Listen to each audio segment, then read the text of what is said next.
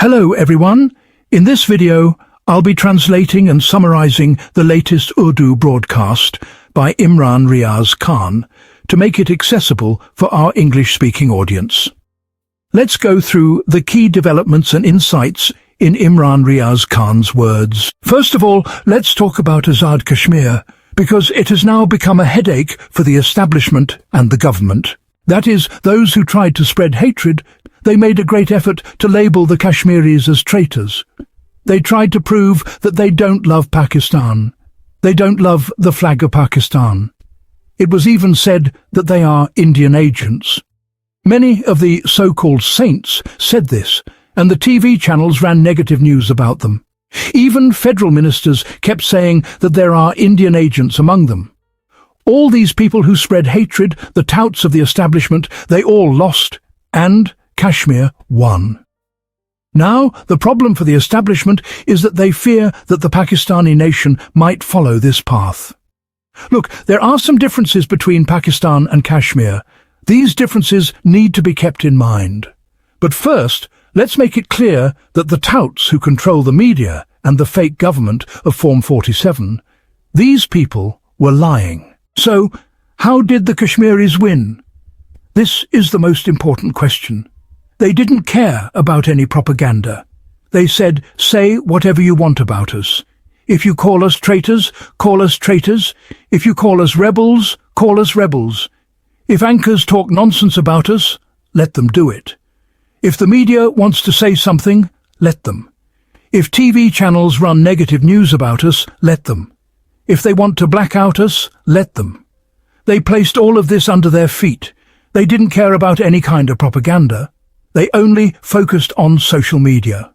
In fact, the internet was even shut down there. They faced great difficulty but managed to send videos outside.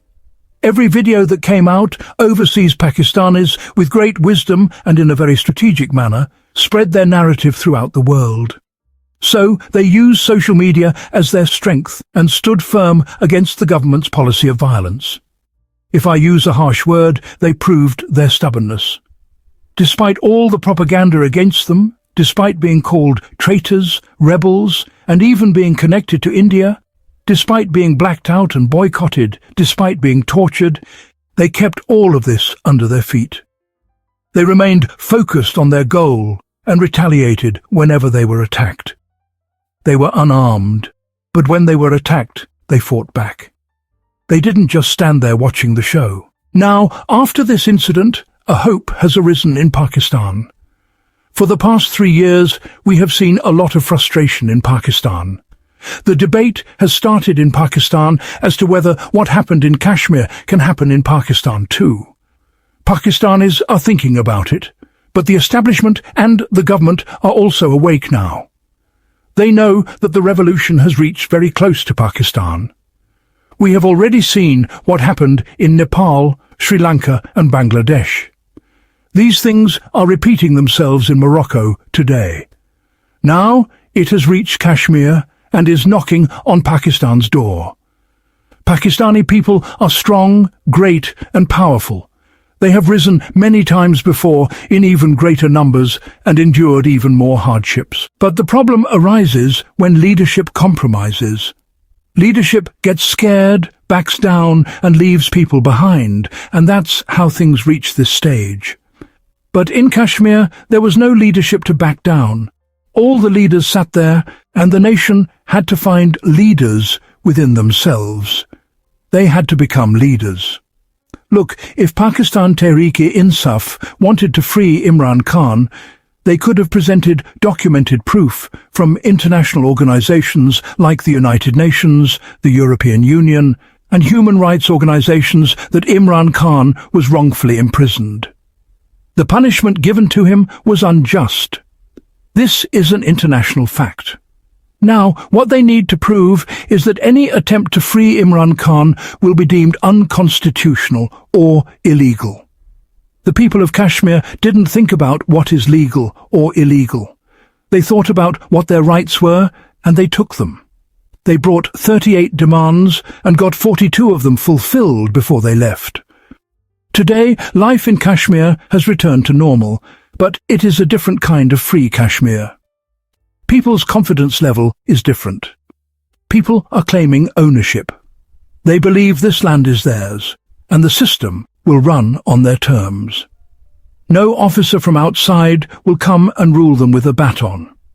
This can happen in Pakistan, but not in free Kashmir. In Azad Kashmir, the establishment cannot bring security forces in the same way it does in Pakistan. The reason is that it is an international issue, and India manipulates and uses it against Pakistan. Therefore, Pakistan does not want to ruin its case. Secondly, Pakistanis need to understand that this approach, or the direct finger method, does not work in Pakistan. If you want to run Pakistan according to the constitution and law, if you want to free innocent prisoners, if you want to end oppression and frustration in Pakistan, if you want to end human rights violations, if you want to bring respect for public mandate, then the public has to take the long, difficult path, like the Kashmiris did. The establishment and the government are scared of this. Now, let me explain this. In Bangladesh, when the bullet was fired, people didn't give up the area, so the establishment had to surrender. In Nepal, when the bullet was fired, people didn't give up the area, so the establishment had to surrender. In Sri Lanka, when the bullet was fired, people didn't give up the area, so the establishment had to surrender. In Kashmir, when the bullet was fired, people didn't give up the area, so the establishment had to surrender. In D Chowk, when the bullet was fired, the area was cleared, and the rest of the people followed, so the establishment didn't have to surrender. The bullet can only be fired once, but if people stand their ground, the establishment will come on its knees. This is the track record of the entire world, and it will happen in Pakistan too, when the time comes. Look at what the people of Azad Kashmir achieved. Some people are saying, what did they gain? Those who spread hatred gained nothing. They should ask their conscience what they did and take a good look in the mirror and reflect on the hate they spread against the Kashmiris. Kashmiris, on the other hand, did not speak a negative word. They only claimed their rights. So, what did the Kashmiris gain? The Awami Action Committee wrote a powerful post about this. Surah Barkat has ties to Azad Kashmir, and he is a wonderful Pakistani who showed great responsibility. Ahmed Farhad, Basharat Raja, and my many friends from Azad Kashmir have done great reporting on this. The Joint Action Committee of the Awami has achieved many things. They planned legal action for those who were killed. If a judicial commission needs to be formed for an investigation, it will be formed. This was one of their new demands, and it was accepted. Compensation will be given for the losses. People will be given the same amount of compensation that security forces receive. Injured people will receive 1 lakh rupees, and within 20 days a government job will be provided to someone from the family of the deceased. Their demand regarding educational boards was also accepted, as well as the issue of land. The issue of the sacrificial system was also accepted. Medical services were also included in the demands. MRI and CT scan machines will be provided in every district. This is not an Indian demand, but a demand coming from Pakistan, made by Pakistanis. They are asking for better health and educational facilities, reforms to stop corruption, returning of certain privileges, and reducing the number of ministries and corruption.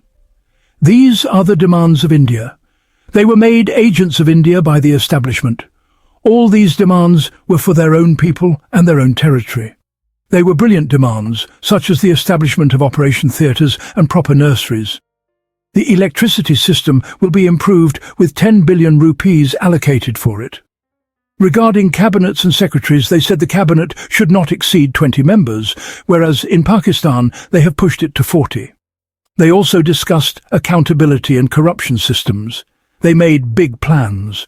The biggest issue for the refugees, which was controlled by the establishment in Azad Kashmir, was that they brought in people from outside, gave them 10-12 ministerial posts, and through them they siphoned off billions of rupees, manipulating the funds. Now, it has been decided that a high-level committee will be formed with legal experts and representatives, and this committee will give recommendations about refugees and their future. Until the committee completes its report, all current arrangements will be suspended. This is a huge achievement. They even talked about the quality of the flour. They said that the quality of flour in Azad Kashmir was bad. This is what a nation does. They even spoke about flour quality, demanding better quality and questioning subsidies. They said that 50% of the wheat should be locally grown and 50% should be imported. This agreement has also been made. This is the success of the people of Azad Kashmir. Now, let's move on to the issue of fasting in Israel, where Shahbaz Sharif has mishandled this issue in a way that there is just no precedent in history. The first thing that Shahbaz Sharif did was sign the agreement with Donald Trump without even reading it. Later, he tweeted praising Trump, went overboard with compliments, and showered him with praise. He built bridges of admiration for Donald Trump based solely on this agreement, without even reading it. When things started to go south regarding the agreement, Shahbaz Sharif, through his deputy Ishaq Dar, denied that it was the same agreement they had read. Later, Donald Trump publicly called them out, saying, "These people signed the agreement." Trump stood firm on his position. Instead of responding to Trump, Shahbaz Sharif kept quiet and remained silent. He didn't even have the courage to respond. After that, Shahbaz Sharif made another claim, stating that Hamas and the Palestinians had agreed to a peace deal. But it later came to light that Hamas had rejected most of the terms, especially the ones negotiated with Donald Trump. Nearly 80% of the agreement was contested by Hamas, which only agreed to a ceasefire and a prisoner exchange. They demanded Israel's withdrawal, no foreign rulers, and the cessation of settlement activities. Hamas rejected disarmament and any notion of being labelled a terrorist group. Shahbaz Sharif, instead of reading Hamas's statement carefully, continued to celebrate, claiming that Hamas had agreed, which was not the case. When he was caught, he tried to cover it up by tweeting again, praising Donald Trump and saying that peace was nearly achieved. He also praised 7 Arab leaders and claimed that Pakistan stood with the Palestinians. However, Netanyahu deleted his tweet after that. Meanwhile, Israel continued its attacks on Gaza, with reports indicating the use of remote-controlled vehicles for bombings. The way Shahbaz Sharif handled the entire issue gives the impression that this government is running on a whim, with no sense of dignity or integrity. It seems like a gambling game where they get happy with one piece of news, make noise, and then immediately retreat when a different piece of news comes out. It's almost like a childish attitude with no clear direction, strategy, or maturity in leadership. They just seem focused on pleasing Donald Trump. Furthermore, the international media has reported that in a bid to please Trump, Pakistan has made an offer regarding a port on the Arabian Sea, extending from Karachi to Gwadar. Pakistan proposed to the United States to set up and operate a terminal there, claiming that American companies could extract rare earth minerals from that region without any interference.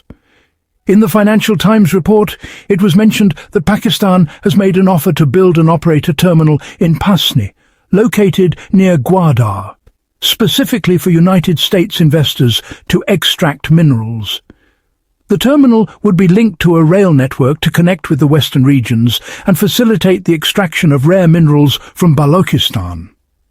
Pakistan's military chief, General Asim Munir, is said to have made this offer to United States officials, even though no official reply has been given by the United States government. This is a strange development, as it places the United States at the center of this operation, and it's concerning how the Chinese and Iranian interests in the region will react to this.